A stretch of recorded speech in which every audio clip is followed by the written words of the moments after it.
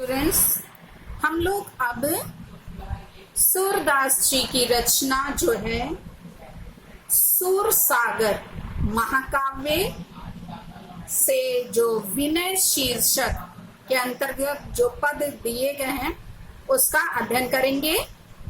अब के राखी लेहु भगवान हो अनाथ बैठियो द्रुम डरिया पारधी साधे बान ताके डर में भाजियो चाहत ऊपर ढुकियो सचान दुहु भांति दुख भयो आन यह कौन उबारे प्राण सुमिरत ही अहि ढस्यो पारधी कर छूटियो संधान सूरदास सर लगियो सचाने ही जय जय कृपा निधान।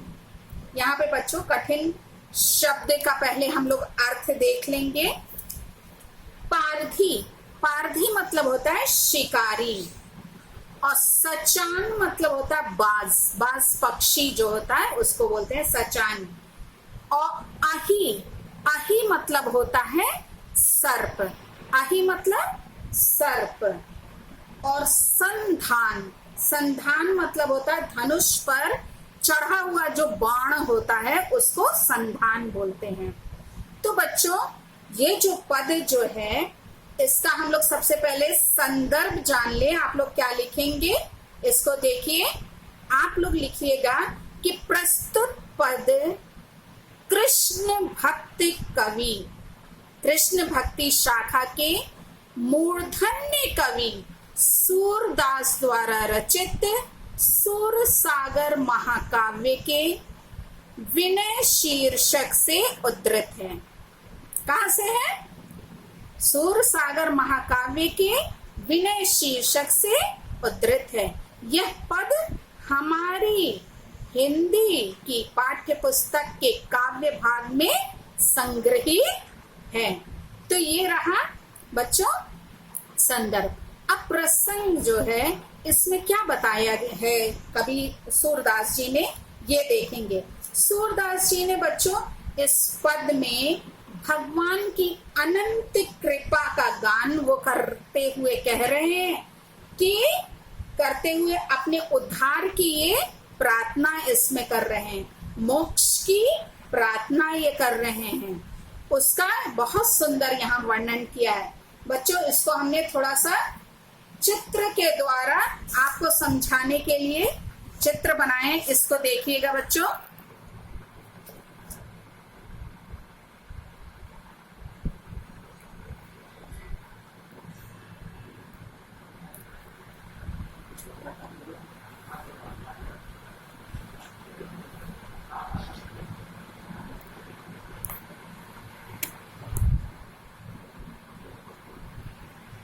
देखिए बच्चों इसमें क्या है, एक वृक्ष दिखाया। वृक्ष संसार रूपी वृक्ष है।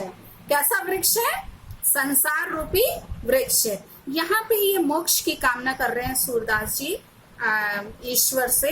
तो वो जो है इस जो संसार में रहते हैं उस संसार को किसके बता रहे हैं? वृक्ष बता रहे हैं कि संसार रूपी वृक्ष पर, और अपने आप को क्या बता रहे हैं? जीवात्मा रूपी पक्षी। क्या बता रहे हैं? जीवात्मा रूपी पक्षी। और यहाँ पे ये अहंकार रूपी बाज है। कौन है? पेड़ के ऊपर जो है मंडरा रहा है वो कौन है? अहंकार रूपी बाज है। और नीचे आप देखिए यहाँ पे एक शिकारी खड़ा है। वो शिकारी कौन है? माया रूपी शिकारी है। संसार क्या है? माया जाल है। तो वही जो संसार में रहते हुए माया में फंसा हुआ व्यक्ति है वो माया रूपी क्या है? शिकारी ये है। वो अपने शिकार के द्वारा, माया जाल के द्वारा वो क्या कर रहा है? जीवात्मा रूपी पक्षी को क्या करना चाह रहा है? हानि पहुंचाना चाह रहा है, उसको चोट पहुंचाना चाह रहा है। और किससे जो पहुंचा रहा है? अविद्या रूपी बाण से। किसके द्वारा? अविद्या रूपी बाण। क्योंकि जब मनुष्य को मनुष्य अज्ञानी रहता है, उसके पास विद्या नहीं रहती है, तभी वो क्या होता है, माया में के जाल में फंसता है। तो ये अविद्या रूपी बाण के द्वारा क्या है, माया जाल में अपने फंसाना चाह रहा है, उसको नष्ट कहानी पहुंचाना चाह रहा है जीवात्मा रूपी पक्षी को। किंतु ईश्वर की कृपा से क्या हो रहा है, यहाँ पे लिखा है ज्ञान रूपी सर्प। ईश्वर ने किसको भेज दिया, ज्ञान रूपी सर्प को, और सर्प क्या करता है, इस माया रूपी शिकारी को डस लेता है। और जैसे ही इसको डसता है, ये जो इसको मारने के लिए, जीवात्मा रूपी पक्षी को मारने के लिए वो क्या करता है, बाण को साधा रहता है, वो बाण जो है हिल जाता है। ये जब आदमी हिलता है तो बाण जो निशाना जो लगाया रहता है वो भी निशाना उसका चूक जाता है, और वो जाके किसको लग जाता है, अहंकार रूपी बाज को लग जाता है, जो कि किसका शिकार करना चाह रहा है, जीवात्मा रूपी पक्षी का शिकार करना चाह रहा था, उसको लग जाता है अहंकार रूपी बाज को, और वो बाज मर जाता है। यानी कि ये एक तो इधर जो माया रूपी शिकारी है, जो बाण के अविद्या रूपी बाण से जीवात्मा रूपी पक्षी को मारना चाह रहा था, वो इधर सांप के काटने से मर जाता, और इधर अहंकार रूपी बाज जो है वो भी बाण से, बाण इसको जाके लग जाता और ये मर जाता है, और जीवात्मा रूपी पक्षी बच जाता है। मतलब दोनों ओर से उसकी जान क्या हो जाती है, बच जाती है। ये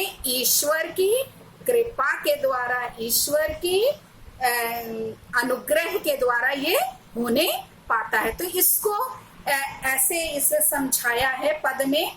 अभी हम बच्चों लाइन से आपको एक एक लाइन का अर्थ बताएंगे, तब आपको क्लियर हो जाएगा।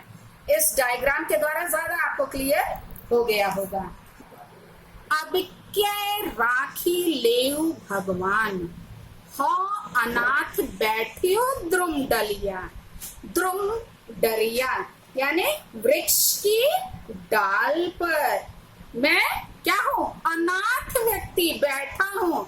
इसलिए आप क्या करें, भक्त कवि जो है, सूरदास जो है, अपने आराध्य श्री कृष्ण से प्रार्थना करते हुए कह रहे हैं कि अब की बार आप क्या करो, मेरी रक्षा कर दीजिए, आप मेरी रक्षा कीजिए। क्यों, क्योंकि मैं जो अनाथ हूँ, जो इसका कोई संसार में नहीं है, तो मैं अनाथ जीवात्मा रूपी पक्षी क्या हूँ, जीवात्मा रूपी पक्षी इस संसार रूपी वृक्ष पर कैसे बैठा हूँ, संसार रूपी वृक्ष की डाल पर बैठा हूँ।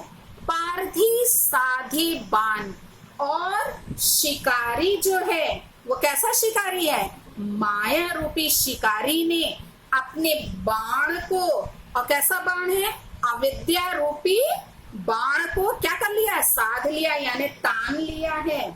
फिर से देखिए यहाँ पे ये क्या कह रहे हैं कि ईश्वर आप मेरी क्या कीजिए, रक्षा कीजिए।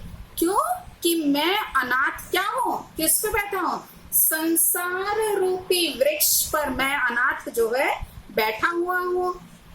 किसकी डाल पर, यहाँ पे लिखा है जीवात्मा रूपी पक्षी जो है वो बता रहा है कि मैं संसार रूपी वृक्ष की डाल पर बैठा हूँ, और शिकारी जो है वो कैसा है, माया रूपी जो शिकारी है ने अपना बाण जो है, जो अविद्या रूपी बाण है, वो क्या किया है, साधा हुआ है, यानी ताना है।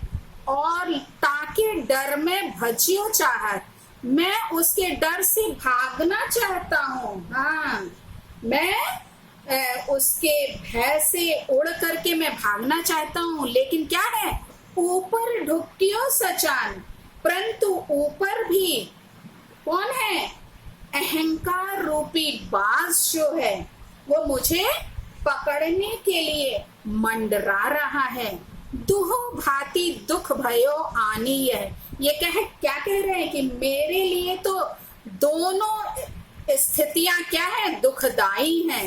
यदि मैं उड़ता हूं तो ये बाज मुझे मार डालेगा, और यदि और नहीं उड़ता हूं तो ये जो शिकारी है वो अपनी अविद्या रूपी बाण से मुझे घायल कर देगा।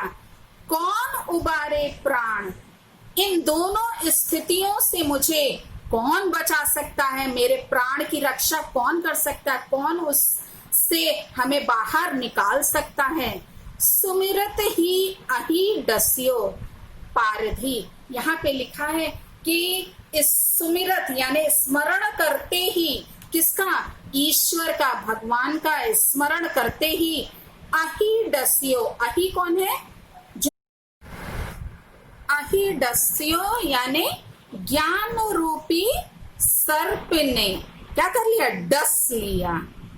कर छूटियो संधान, परिणाम स्वरूप क्या हुआ, कर यानी हाथ, हाथ से संधान यानी जो बाण जो जिसमें तीर लगाया हुआ खींचा हुआ था शिकारी ने, माया रूपी शिकारी ने, वो क्या हो गया, छूट गया। यानी माया रूपी शिकारी के हाथ से, कर यानी हाथ से वो जो धनुष पर चढ़ा हुआ जो बाण था वो क्या हो गया, छूट गया।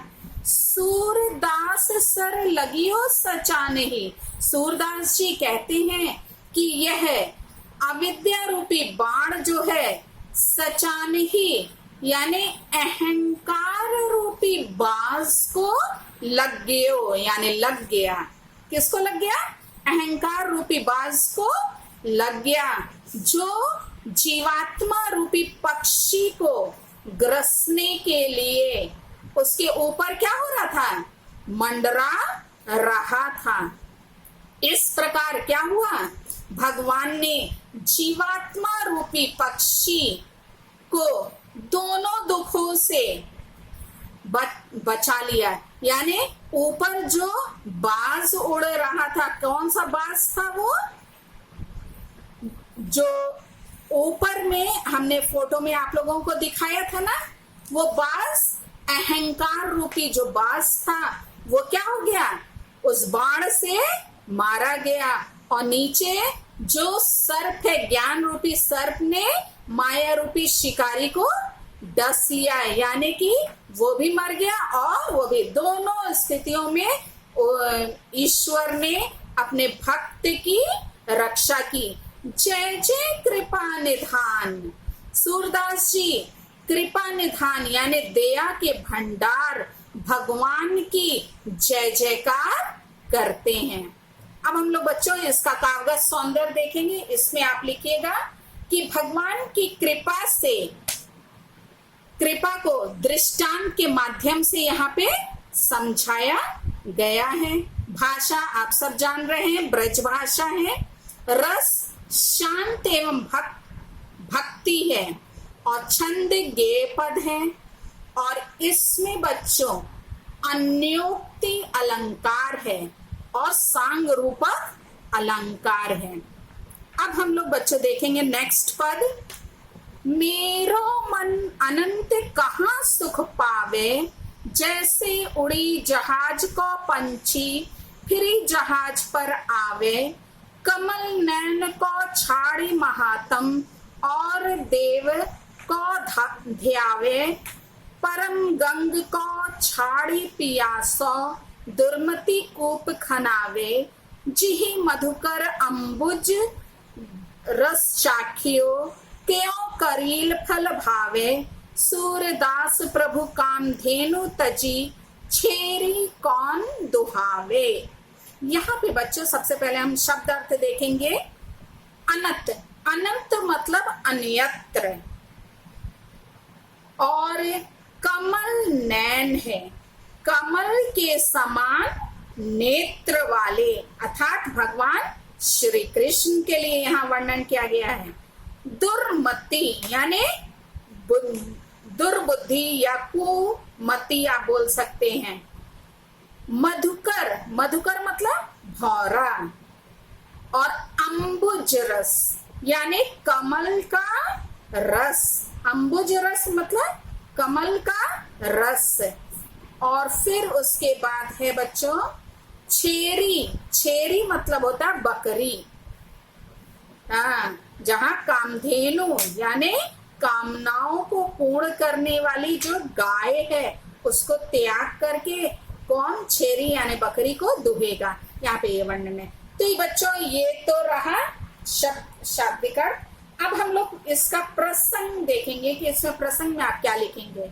आप लिखेंगे कि इस पद में भक्त कवि सूरदास ने, कैसे भक्त कवि हैं, कृष्ण भक्त हैं, हाँ कृष्ण मार्गी शाखा के हैं। तो ये जो है भक्त कवि सूरदास ने भगवान श्री कृष्ण के प्रति अपने अनन्य प्रेम को अभिव्यक्त किया है। देखिए, मेरो मन अनत यानी अन्यत्र कहाँ सुख पावे। यहाँ सूरदास जी कहते हैं कि हे भगवान, आपके बिना, आपके प्रति अपने ये कह रहे हैं कि आपके बिना मेरे मन को अन्यत्र यानी दूसरी जगह कहाँ सुख की प्राप्ति होगी। मतलब आपके बिना जो है मेरे मन को और कहीं सुख चैन नहीं प्राप्त होता। जैसे उड़ी जहाज को पंछी, जैसे किसी जहाज पर के पानी में जहाज चलता है ना, तो पानी वाला जो जहाज होता है, जैसे जहाज पर से उड़ करके पंछी फिर क्या होता है, चारों ओर जल ही जल देखता है, फिर उड़ करके वापस उसी जहाज पे चला आता है। उसी प्रकार फिर ही जहाज पर आवे, मतलब फिर वो करके वापस लौट के चलाता। उसी प्रकार मेरा मन भी है, वो क्या होता है, अन्यत्र दूसरी जगह जाता है तो है, लेकिन फिर वो वापस आप ही के पास लौट आता है। उनका कहने का मतलब ये है, यहाँ पे ये बता रहे हैं कि मेरी दशा क्या है, ठीक वैसे ही है। मेरा मन जो है वो विभिन्न देवी देवताओं की उपासना द्वारा मोक्ष प्राप्त करने की, वो क्या करता है, मोक्ष प्राप्त करना चाहता है, किंतु वो फिर उसको वहां पे क्या है, असफलता प्राप्त होती और वो फिर लौट करके मेरे ही पास चला आता है। मतलब कि ये कहने का मतलब इनका ये है कि वो उनका मन अन्य देवी देवताओं पर जाता है, लेकिन ये भगवान श्री कृष्ण के अनन्य प्रेम के कारण वो वापस उन्हीं के पास लौट आता है। कमल नैन को छाड़ी महात्म, यहाँ क्या लिख रहे हैं, कमल नैन यानी कमल के समान जिनके नेत्र हैं, ऐसे भगवान श्री कृष्ण की वो महिमा का गान को छोड़कर वो क्या है, और देव को ध्यावे, वो अन्य देवी देवताओं की आराधना नहीं कर सकता। क्यों? क्योंकि नितांत मूर्ख व्यक्ति ही क्या करेगा, यहाँ लिखा है परम गंग को छाड़ी पियासो दुर्मति कूप खनावे। क्योंकि जो नितांत मूर्ख व्यक्ति ही क्या करेगा, अपनी प्यास को बुझाने के लिए क्या करे, परम गंग यानी श्रेष्ठ पवित्र गंगा को छोड़ करके वो क्या करेगा, दुर्मति जो कुबुद्धि है, जो बुरी बुद्धि वाला व्यक्ति है, वही कूप खनावे, वो कुएं को खनेगा यानी कुएं को खोदेगा अपनी प्यास बुझाने के लिए। जिही मधुकर अम्बुज रस चखियो, जिस प्रकार क्या है, मधुकर यानी भौरा जो है, भौरे ने अम्बुज रस चखियो यानी कमल रस का पान किया है। क्यों करील फल भावे, भला उसे करील का फल, करील के फल कैसे स्वादिष्ट लग सकते हैं। सूरदास प्रभु कामधेनु तजे, सूरदास जी कहते हैं कि कामधेनु को, ठीक है, जो संपूर्ण कामनाओं को पूर्ण करने वाली जो कामधेनु है उसको तजी यानी त्याग करके कौन, छेरी कौन दुहाए यानी बकरी को कौन दुहेगा।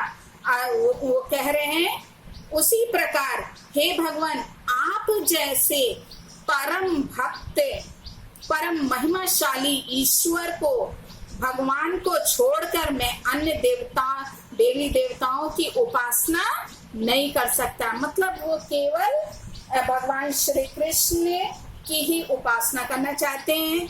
उनको वो क्या करते हैं, अनन्य प्रेम करते हैं। उसी का इसमें इन्होंने बहुत सुंदर वर्णन अनेक उदाहरणों के द्वारा यहाँ पे स्पष्ट किया है। तो आप काव्यगत सौंदर्य में क्या लिखेंगे कि श्री कृष्ण की श्रेष्ठता तथा अन्य आराध्य देवताओं की हीनता को यहाँ हीनता प्रकट की गई है। और भाषा यहाँ पे आप सब जान रहे हैं ब्रज भाषा है। और अलंकार बच्चों लिखिएगा उपमा और दृष्टांत अलंकार। रस जो है शांत एवं भक्ति है तथा छंद जो है गे पद है। तो ये बच्चों कागज सौंदर्य हो गया। बच्चों ये जान जाइए ये सब पैराग्राफ बहुत इंपॉर्टेंट है, परीक्षा की दृष्टि से पूछा जाने वाला है और इससे संबंधित प्रश्न पूछे जाते हैं क्वेश्चन आंसर के रूप में। और कुछ भाग रेखांकित रहता है जिसकी व्याख्या आपको करनी रहती। तो आप अर्थ जब जानेंगे तभी आप प्रश्न उत्तर का जवाब दे पाएंगे। इसलिए ध्यान से इसको 1-2 बार सुनिएगा, आ जाएगा आपको अच्छे से। ठीक है बच्चों, इसको जरूरी नहीं है कि आप सबका अर्थ अपनी फेयर कॉपी में लिखें। बच्चों इसको आप चाहिए तो रफ कॉपी में भी लिख सकते हैं। ठीक है, पूरे का अर्थ फेयर में लिखने की आवश्यकता नहीं है बच्चों। Thank you.